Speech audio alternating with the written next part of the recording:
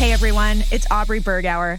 Yesterday was the launch of my new book, Run It Like a Business, Strategies for Arts Organizations to Increase Audiences, Remain Relevant, and Multiply Money without losing the art. It's for people who want to grow audiences and keep them coming back again, make our organizations more inclusive, get younger attendees in the seats and on the donor rolls, and generate millions more dollars in revenue in order to continue to create the art we love without the stress of figuring out how to afford it. To celebrate, we put together something special for you, a live show we recorded just last night at the book launch party here in San Francisco. It's a conversation with myself and Kelly Harris, Executive Director of Haight Street Art Center. Really quickly, the Haight Street Art Center serves San Francisco's thriving poster art and artist communities. This goes all the way back to the 1960s, 1970s, during the Summer of Love and the origins of the rock poster art scene here in San Francisco. Today, the center not only houses an impressive collection of this iconic artwork, they also serve the community with exhibitions rooted in San Francisco counterculture and social justice, through educational programs with screen printing and poster making in their on-site print studio and their traveling pop-up print studio, and through cultural development programs and activism projects. Drawing upon art, music, and social and political counterculture history, Haight Street Art Center provides a space that bridges communities through social activism and artistic expression.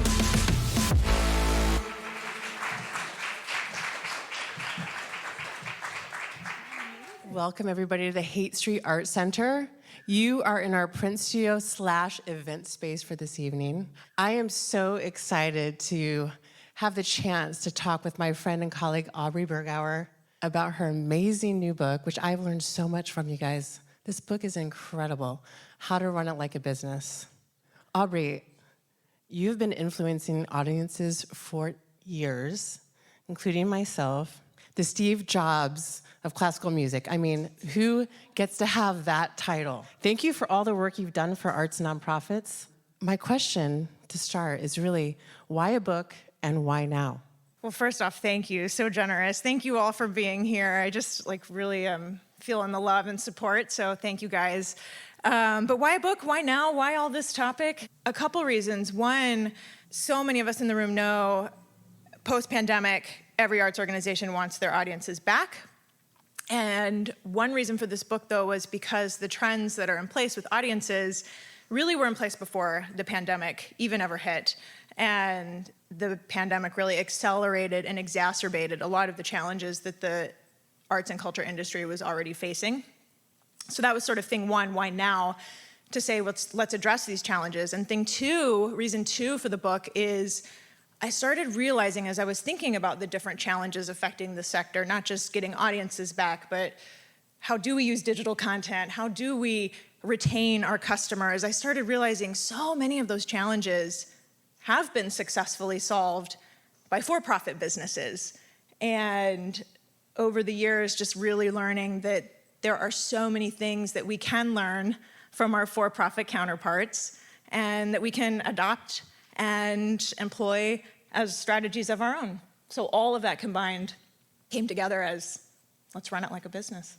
All right, well, I'm going to jump right in because chapter one, for those of you who are in arts organizations, we know how important the newcomer experience is. And I'm just entering my third year here at the Art Center. And so this is really important to me. I'm hoping that you can talk a little bit about the newcomer experience. Let's start off with that. So many times at arts organizations, because we love the art and we as administrators are familiar with the art, we design experiences for people like us who also love the art, who also know a lot about the art, whatever the art is, whether that is visual art, performance art, theater, classical music, pick your discipline, dance. And yet, over the years through user experience research, that's a lot of what we talk about in chapter one, talk about a concept borrowed from the business world, user experience research. We learned that the experience isn't always welcoming to newcomers, isn't always helpful to newcomers, meaning there's a big knowledge gap often about what we know about our art form and what a newcomer knows about our art form. So creating a newcomer experience is really about how do we fill in that knowledge gap? How do we help somebody who's experiencing our art for the first time, our venue for the first time, to not feel intimidated? That was a word that came out a lot when we would do focus group research. I feel intimidated. I feel like I don't belong. These are negative emotions nobody wants associated with their brand, whether you're a for-profit organization or nonprofit organization. So newcomer experience is really about breaking all of that down. How do we center the customer? That's another way to say it. How do we center our customer when for hundreds of years we've been centering the art, perfecting the art? We have such a high quality product. And then the newcomer experience is really about how do we take that great product and not sacrifice it, but also center what a newcomer is experiencing.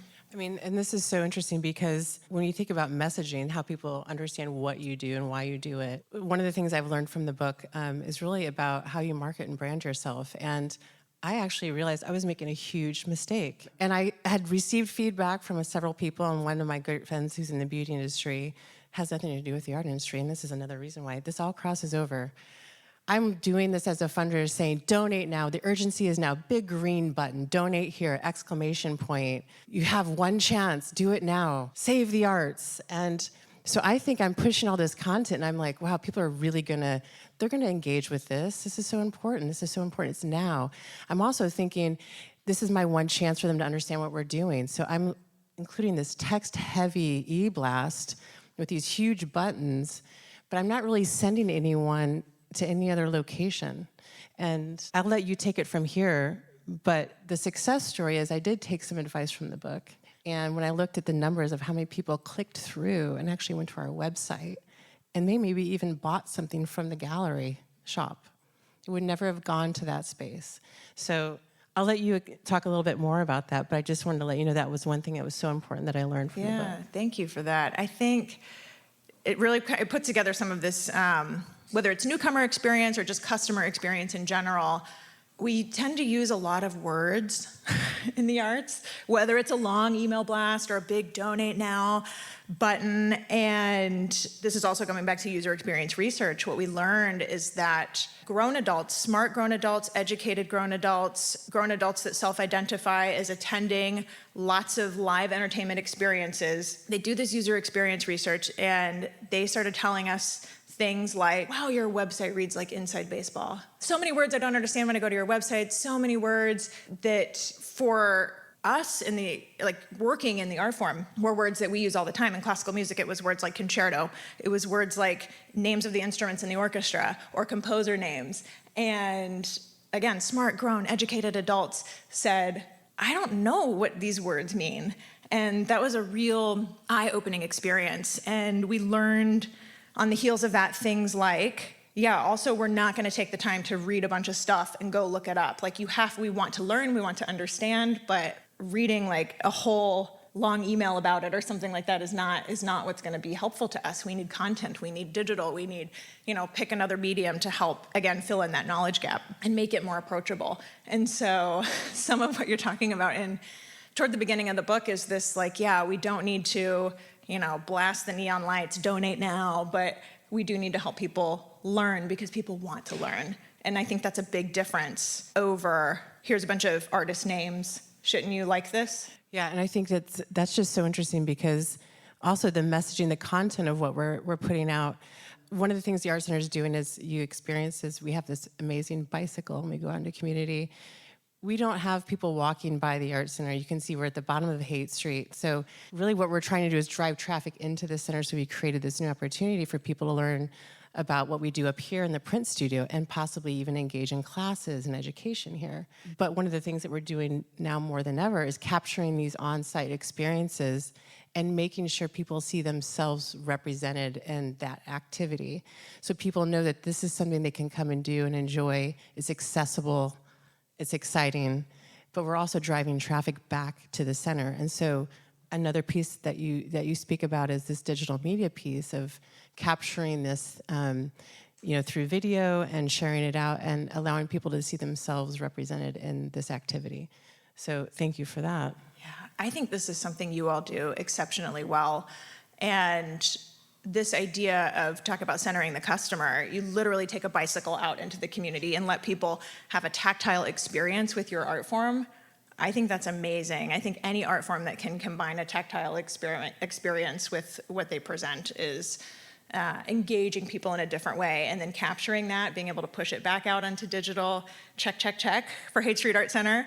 And I think something else that you all do that I want to turn it back on you, if I can, is this idea. In the book, it's called vertical integration, and the topic from the business world of vertical integration is how do you bring under one roof different revenue streams? Everybody in the arts wants new revenue streams, more revenue streams. How do you bring under one roof more revenue streams, different revenue streams that typically would exist under different roofs? So I'll give a business example, and then I want you to tell what you're doing here. So Amazon is like the king of this. At Amazon, they used to outsource shipping and warehousing, right? Eventually, they brought that under one roof. We call that Amazon Prime. Amazon eventually first they hosted their website elsewhere. Then they decided to bring that under their roof. We call that Amazon Web Services. AWS is now the largest internet hosting provider in the world, I believe. Then they said, oh, what about the goods that we sell? Then they came out with Amazon Basics. They brought that in-house. And so Amazon has just been the king of bringing these new revenue streams under their roof, and it's just helped their business scale monetarily dramatically. So how does this apply to an arts organization? Arts organizations, I think our biggest area of opportunity is this education piece. And so often at almost any artistic discipline that I've learned about over the course of researching this book, we often do education for children. No problem with that. But what about grown adults? If somebody wants to learn to play an instrument as a grown adult, there's not a lot of ways to get exceptional teaching. You either have to major in music in school, or you don't have access to that kind of quality teacher. And what you all have done is started to really embrace this idea of vertical integration and really taking the education piece. Yes, it's helpful for first-timers, but it's also something you've been able to monetize. So can I turn it back to you and have you share more about this? I think that's great, yeah. Okay. So, with the bicycle going out into community, we're spreading activism, really. So we pop up at Foodwise, down at the farmers markets. We work with artists to talk a little bit about activism, but we also engage people in, the art of screen printing. And we've found that so many people in post-pandemic, really are missing that tactile group experience of creating art, pulling the ink through the screen. You pull the ink through the screen, you're closer to whatever it is, the activism, everything that you do. If it's your own artwork, you're even more excited about what you're producing, right? So we decided, we wanted to grow the membership model at the Art Center. So we created a way to engage people in memberships to utilize the print studio here with our experts in screen printing. So our first class size was around, 3 to 4 people, and they're very interested in printing their own art, but it's a beginner class. And the more of these pop-ups we were doing, the more folks we were engaging with, the more people were coming and having interest in signing up for these classes. So now we're full. We're full for the spring. And the cool thing that we're doing is we're offering these beginner classes, but then we're also taking them to the next intermediate level. So they're doing a 2-color process. And then the advanced level will engage with another one of our artists in our network to learn a little bit more about how they might market their prints. Where can they sell these? Can they create an exhibition on their own? So it's really this process of leading people through a program that's growing and also supporting membership. But the foundation of this is really in poster art. And if you saw the posters downstairs in the exhibition, they're both historical and contemporary. So we also have education classes for young folks to learn a little bit about the poster. And one of the most interesting things is the typography that you see in psychedelic posters, right? So we also provide classes for youth here. And when we're really winning, we're doing an intergenerational connection. So they're learning a little bit about the artists who kicked off this whole psychedelic scene, and then they're creating their own poster. And if they're in conversation with those folks, we have still several of them that contribute to the programming here, that come and do workshops and Q&As and get people more interested in creating their own artwork. And that's what we're doing. I think that connects so many themes in the book. That's why I get excited about what you're doing here, because we talked about newcomer experience. You're bringing people in, you're out in the community, you're capturing that content.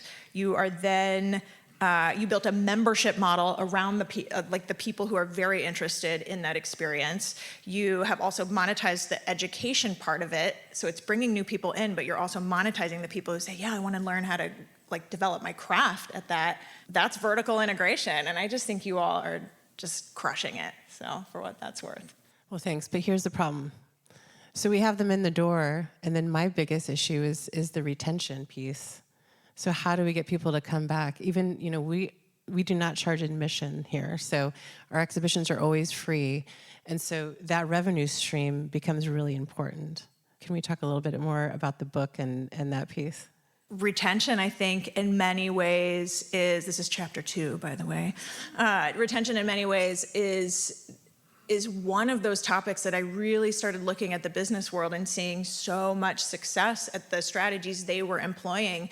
And this is things like the membership and subscription economy. And so much of what we consume as consumers is based on the membership economy. So we're talking our Netflix subscription, Amazon again, our, my toothbrush literally gets delivered to my door on subscription, right? Everything is pretty much available these days on subscription. And so I was researching the book and uncovered that literally 20% of all global credit card transactions go toward a subscription or a membership for all of us. I see nodding heads. You're like, yeah, I saw my credit card bill, and that is correct. And what I started trying to unpack is, why is the subscription model working for all of these other sectors? And yet subscriptions and memberships in the arts, we say they're on the decline, or some people would even say the subscription model is dead. And I thought, these two things just do not compute. I don't understand. So it turns out, on this topic of retention of subscriptions and memberships, there are some things that these thriving brands are doing differently than the rest of us in the arts. And so then that became the sort of model for this whole chapter. And then how do we adopt these strategies? It's not rocket science. There are some really pretty simple, basic things, in my opinion, we could be doing that these other brands are already successfully employing. And I'll just wrap it up by saying it starts with that first visit. How do you collect the information? How do you then invite them back again? And every time I speak it out loud, it sounds maybe very simple, but somehow this idea of extending an invitation to come back and not upselling too much too soon, not donate now yet, but just will you come back? That's a different ask. And so that's what that chapter is all about, is how do we bring a customer, a patron, along a journey from their first visit with us to inviting them back, to introducing a membership or subscription model, eventually a donation ask, and on and on. That's so important. And then I think that's so interesting in the book too, there's all these case studies, because whether you are in the arts with visual art, or if you're in the beauty industry, I think it's so interesting how you're able to tie this all together, and it's so accessible and important information for us to all have. Can you talk a little bit about some of the case studies that really are sort of important for this audience to know about? Yeah, I think not only does every chapter talk about a strategy from the quote-unquote business world, so there's plenty of case studies from for-profit and data that's brought in, but every chapter I discovered, also as I was putting all this together and researching, every chapter features one or more case studies of arts organizations that are adopting that strategy already and have nailed it and are seeing the results because of it. So I get so excited when I think about this part, because yes, we're trying to take inspiration from outside the arts and bring it in, but there are organizations across all kinds of artistic disciplines, visual arts, performance arts, membership and service organizations across our entire cultural sector that are doing these strategies and have been, and they're crushing it. They're seeing the results. And so I got to write about all of that good news too, which really, really gave me just so much hope and encouragement for the future of our sector. Well, speaking of that, I think it's so exciting to have you here. And I know we're all really anxious to get to the book. I mean, I want to tell you, I'm almost through it. And obviously there's certain chapters that we really focus on together, but I want to make sure that all of you take home a copy tonight. And if you have already purchased your book, thank you so much for supporting. And And the Haight Street Arts Center is really lucky to have Aubrey here. She's helped me immensely. We did our first impact report this year. We're a baby organization. And so I just invite all of you who are thinking about growth right now, for you personally or for the organization that you're working with, this book is essential. It really is. So timely and so important, and it's so relatable in so many ways. So Aubrey, thank you for your time. I don't know if there's a few last words that you want to throw out there to the audience. I just want to also add my gratitude and thanks. I just look out and see so many, just a mix of friends and colleagues and people I love in all of those categories. So truly, thank you all for being here. And as Kelly mentioned, it's being recorded. So for everybody listening later, just thank you all too. So really, thank you for doing this. It's a pleasure. Great, and thank you. And please join us downstairs for your book signing opportunity. We'd love to have a chance to get to know you. And we are accepting new members. So if you pulled a screen print this evening and you loved that experience, please see me after. We'll sign you right up.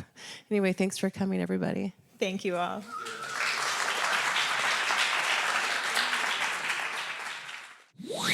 This special episode was recorded by Emma Markowitz and edited by Novo Music, an audio production company of all women audio engineers and musicians. Special thanks to Haight Street Arts Center for hosting this event.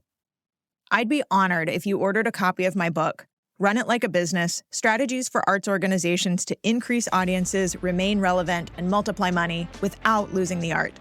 It's available wherever you like to buy books, in pretty much every format out there: print, ebook, audiobook, it's all there. Thanks so much for listening. I hope this book, and very soon, season 3 of this podcast, yes, season 3 is coming, brings you tons of value. I can't wait to see you soon through the pages you turn, and of course, right here on the Offstage mic. If you listen to this podcast regularly, you've heard me talk about how education programs present a huge opportunity to drive revenue for your organization. Whether you have an education program or offering that's already monetized or are interested in starting one, I'm excited to introduce you to CourseStorm. CourseStorm takes care of managing class registrations, collecting payments, and promoting your classes. It includes simple registration forms, built-in payment processing, and automated marketing tools. It literally takes just minutes to set up a catalog. CourseStorm also seamlessly integrates with ticketing and donor management platforms like Patron Manager, as well as hundreds of others through Zapier. Join arts organizations already using CourseStorm, like the Chicago Youth Symphony Orchestra, Princeton Academy of Art, Miami Theater Center, and others. The best part, though, CourseStorm's pricing is designed for your success. You never get a bill from CourseStorm. You only get payouts. And there's no contract or minimum time using the service required. How amazing is that? Visit CourseStorm.com/Aubrey. That's CourseStorm.com/Aubrey and set up a sample catalog or request a demo. With class registration and everything else taken care of through CourseStorm, you can focus on what's important: helping your patrons grow as artists and performers through education. And we're back.